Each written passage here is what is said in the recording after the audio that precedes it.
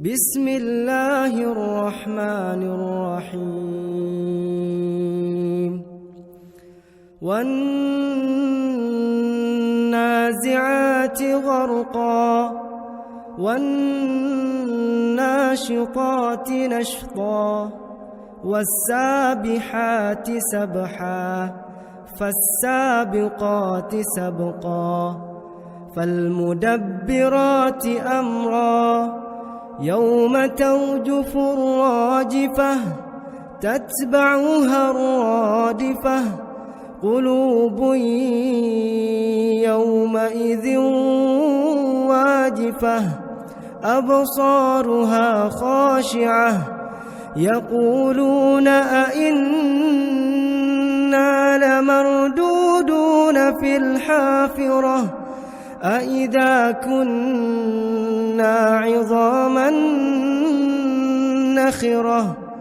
قالوا تلك إذا كرة خاسرة فإنما هي زجرة واحدة فإذا هم بالساهرة هل أتاك حديث موسى إذ ناداه ربه بالواد المقدس طوى اذهب إلى فرعون إنه طغى فقل هل لك إلى أن تزكى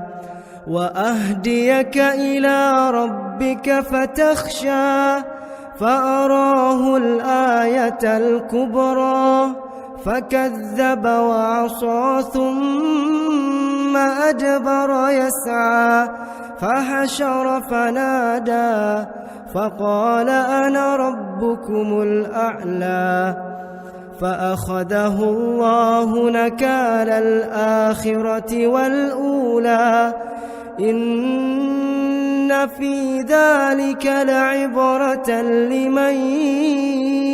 يخشى أأنتم أشد خلقا أم السماء بناها رفع سمكها فسواها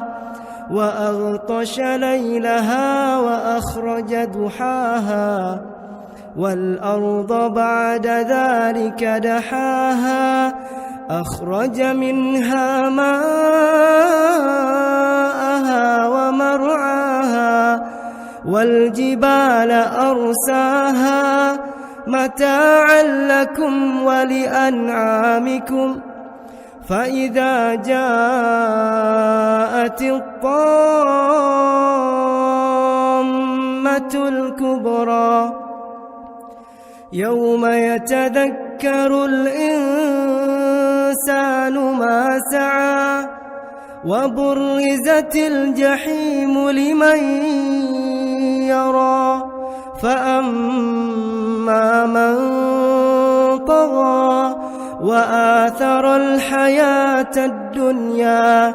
فإن الجحيم هي المأوى وأما من خاف مقام ربه ونهى النفس عن الهوى فإن الجنة هي المأوى يسألونك عن الساعة أيان مرساها فيم أنت من ذكراها إلى ربك منتهاها إنما أنت منذر من يخشاها كأنهم يوم يرونها لم يلبثوا إلا عشية أو ضحاها.